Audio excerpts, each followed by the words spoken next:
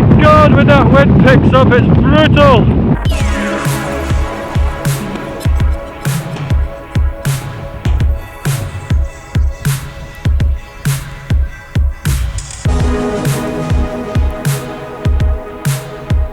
Hello, you join me here on a rather impromptu outing, potentially up Ben Nevis tomorrow in some very extreme conditions. So as you may notice from the shirts hanging behind me, I'm up in the Highlands for work, down in Glen Etive.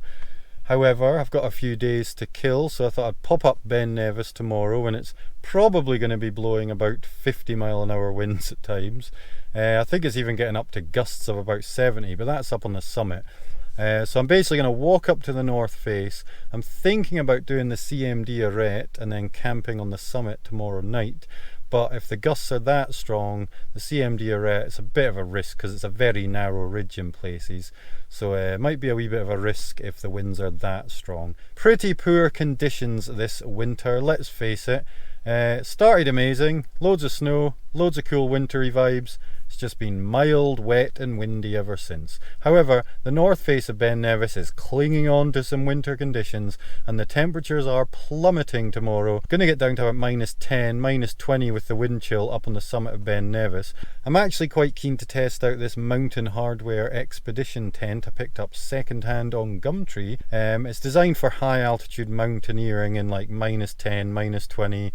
High winds, 50, 60, 70 mile an hour winds. I've always wanted a tent that can handle extreme winds for camping in the Cairngorms and a four-season tent that can handle kind of sub-zero, -10, -20. So I picked this up on Gumtree for like £50 second hand. I think it was £700 or £800 new. So I'm going to take it up to the summit of Ben Nevis in extreme winds, extreme cold, and test it out. I'm also going to test my 2-bag system, which you'll see a previous video for up in one of these corners, because I think the 2-bag system can get me down to about -20. So we'll see tomorrow night on the summit of Ben Nevis.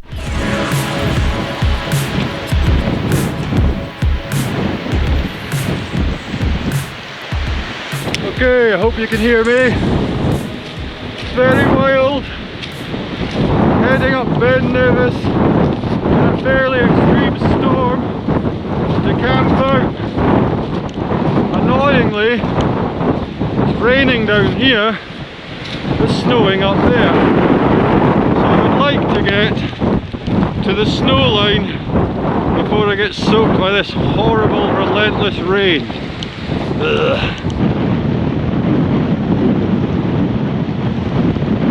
You may have noticed this is not the summit of Ben Nevis.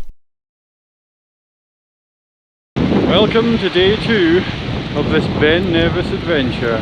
Pretty much exactly the same conditions as yesterday, only it's about 8 degrees colder. So instead of being blasted by rain, I'm being blasted by snow, which is fine. It's just generally a much more pleasant experience all round. However, it is pretty wild and pretty cold. So I'm heading up to do the CMD Arete. It's looking very wild up there. I've done it a few times before, so I know it's perfectly manageable in wild conditions.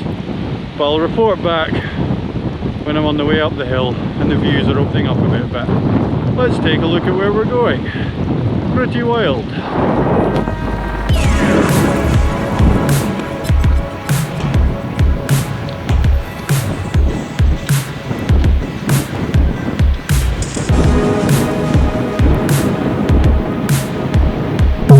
So it's looking a wee bit more like Ben Nevis in the winter. Should be quite good conditions up on the ridge. I don't imagine there'll be a huge amount of snowfall up there, but it'll definitely be snowed up, and it's supposed to be about -20 on the summit of Ben Nevis with the wind chill, about -8 or 9 ambient temperature. So it's going to be pretty brutal up there. I can feel the wind picking up a wee bit already. So yeah, if you're doing the CMD Arete, this tree right here, this iconic wee tree, you pass that, carry on along this lovely path for a wee bit, not too far, and then you bear left. You can see there's a wee outline of a path going on up there, so You carry on walking for about 30 seconds to a minute and then cut left and head on up this big round shouldery ridge. So we're on the way up this very broad ridge here. You can see the CMD Arete in the distance there.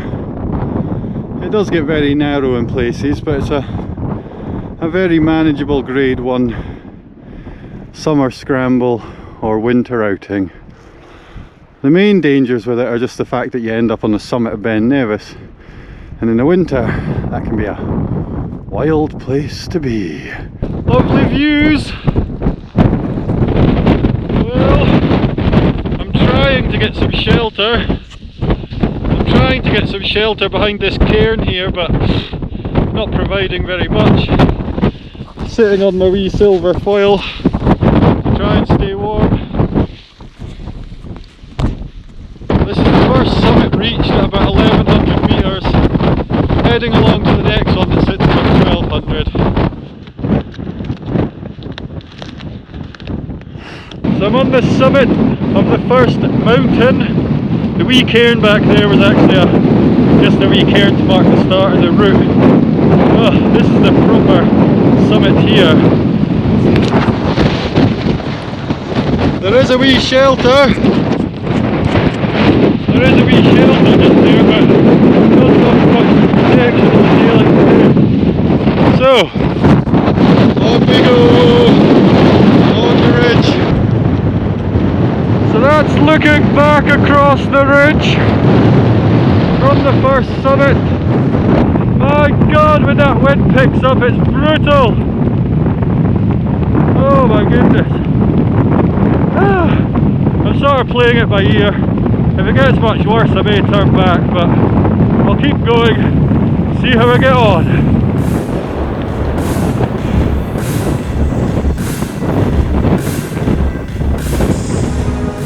I've ducked in out the wind behind a rock. I've managed to get the GoPro charging, so hopefully I can get back on that. Oh my gosh, it's just so wild here. The Met Office says the forecast is slightly improving on Ben Nevis in an hour or so, so hopefully by the time I'm up there there'll be a wee bit of visibility, because it's zero visibility at times and very high winds.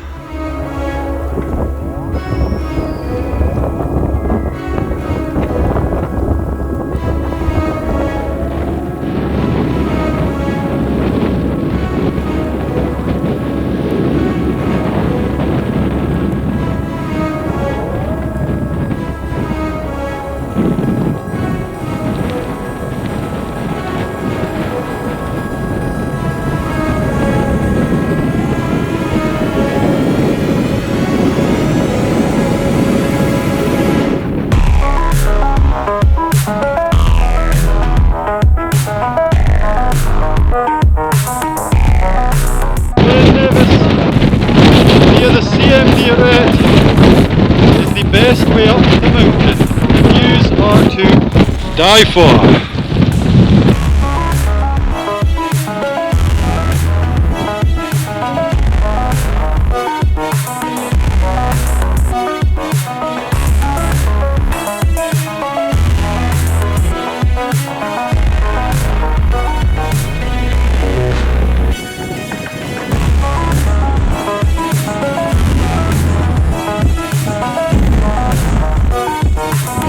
The key to finding your way to the summit, this wee line of posts seems to lead basically up towards the summit.